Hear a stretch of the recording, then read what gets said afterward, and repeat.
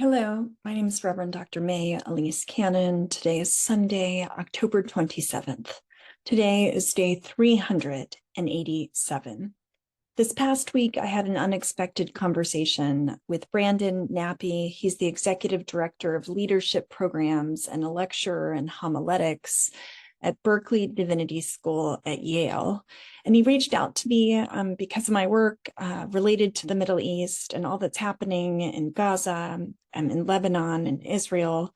And I was excited to talk to him because his work at Yale focuses specifically on the intersection of leadership and spiritual formation.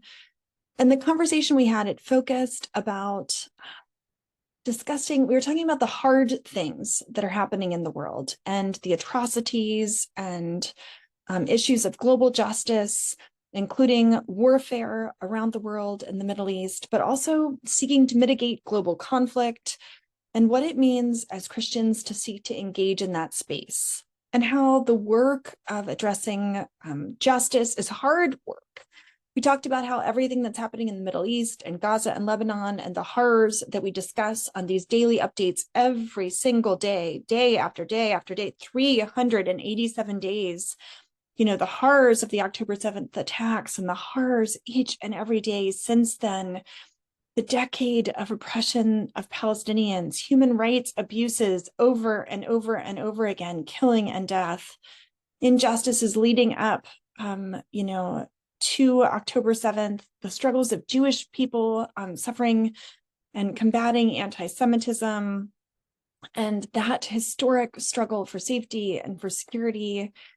And as Brandon was asking me about my history in terms of vocation and the work I'm doing today, and we were talking about our respective roles in ministry, he said that there were three primary things that he was hearing. And we were talking about some of the things that inhibit our ability as individuals, but also our ability as the church to stay in that space and to engage in that space. And for those who know about my work at Churches for Middle East Peace, I have said we will come to any church. Like if your church wants to have us come, please reach out to us, invite us. I've preached not every Sunday, but almost every Sunday. I mean, many, many Sundays. 10 weeks in the fall and another 10 weeks in the spring. And right now, our call is to be in the church. And so many churches are being silent. And so many people are overwhelmed and don't know what to do. And so this conversation with Brandon, I felt like it was really helpful. He said, I'm hearing three primary things. And I thought I would talk about that today. And I'm sharing these with his permission.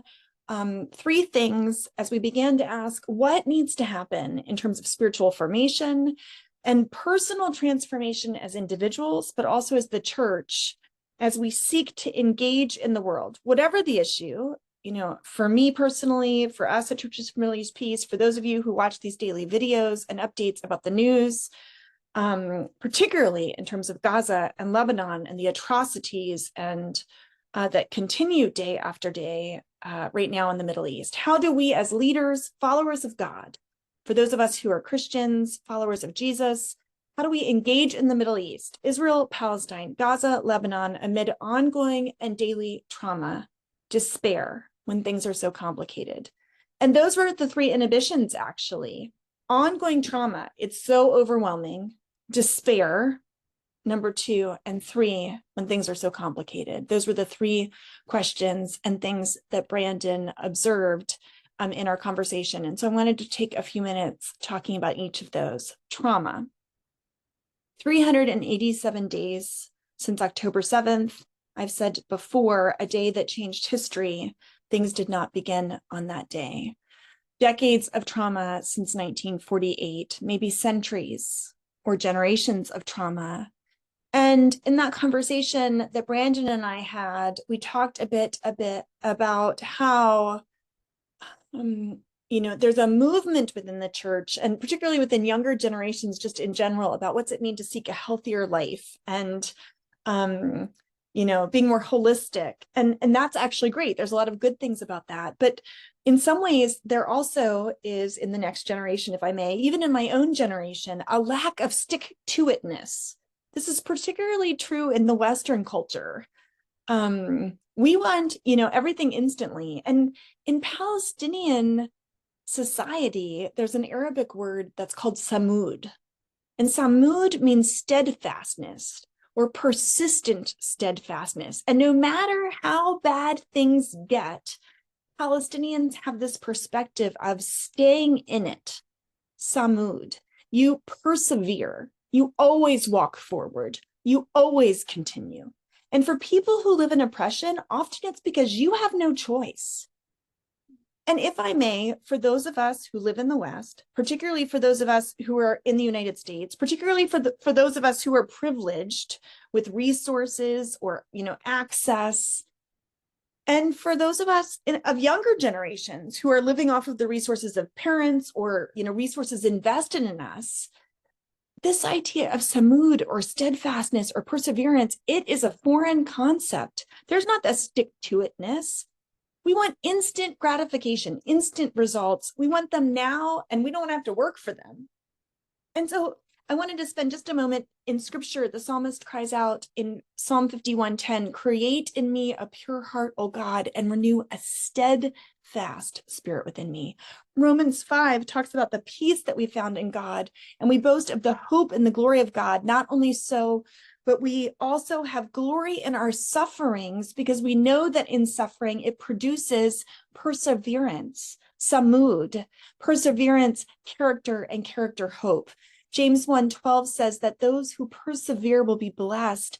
Blessed is the one who perseveres under trial, because having stood the test, that person will receive the crown of life that the Lord has promised for those who love him. In the Middle East, steadfast perseverance means remaining. Samud is also a concept of resistance, a way to resist injustice, occupation, land confiscations, and other forms of oppression.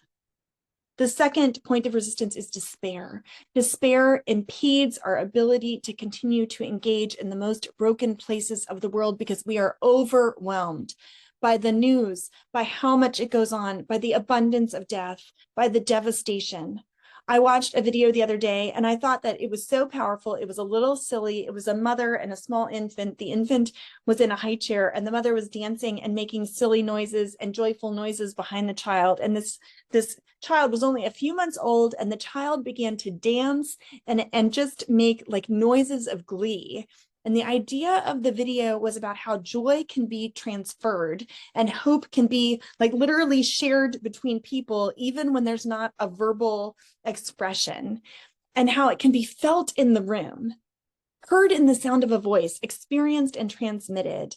And I thought about how that can even happen on a video across Zoom or social media or other mechanisms of communication, and how that's such a privilege, and how we have to not let despair win. How a child on a video in Gaza we can watch children in Gaza dancing, right? And how despair can be overcome by hope. And I promise you, we also are not ignoring reality. If you've watched these daily videos at all, we are not at all ignoring what's really happening. But a part of the work that needs to be done is also holding on to the belief that the reality that's happening right now is not the end of the story, that there is a different reality that's possible, and we're going to have a vision for what that can be, and we're going to work until that reality comes to be. And we're not going to give up until we're going to keep going.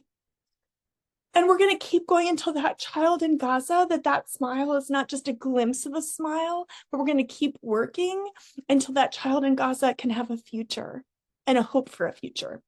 1 Peter 4 says, "Therefore be alert and of sober mind, seeing things as they are, so that when you pray, above all, love each other deeply, because love covers a multitude of sins."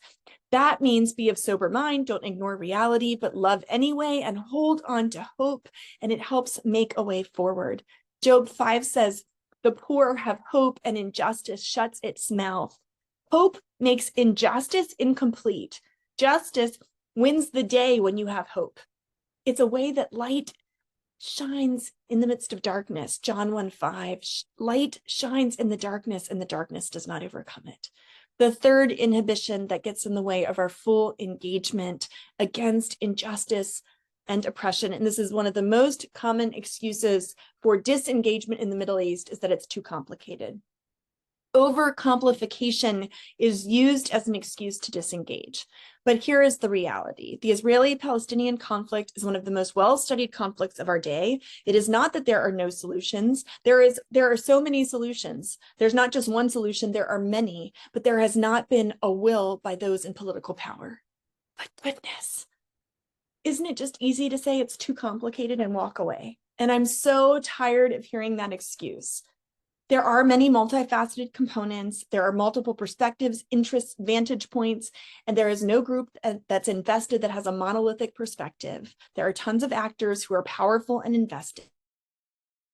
Of the problem are not that complicated, and we cannot use complexity as an excuse that, to allow us to not engage. It's a false complexity. Killing is wrong. Killing children is wrong. Honoring the dignity and humanity of all people is of God. No one should be burned alive in a tent that's next to a hospital. No child, regardless of what they've done, should ever be ripped out of their home and taken hostage. No child, regardless of what they've done, even if it's throwing a stone, should be shot dead and killed. Killing is wrong. It's not complicated. It's actually quite simple. Romans 12:9, love must be sincere. Hate what is evil and cling to what is good. So please pray for the ongoing conversations that Brandon and I are having with the Berkeley School. I was grateful to be introduced. I really appreciated the conversation, about things that inhibit us from doing good and from engaging and reflecting about what makes for peace.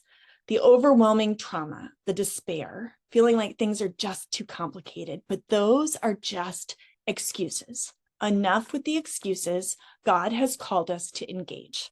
So engage. Blessed are the peacemakers, for they will be called the children of God. May we not give up in our efforts of pursuing peace. May God go before us, give us strength and courage, and make straight our path. In the name of Christ. Amen.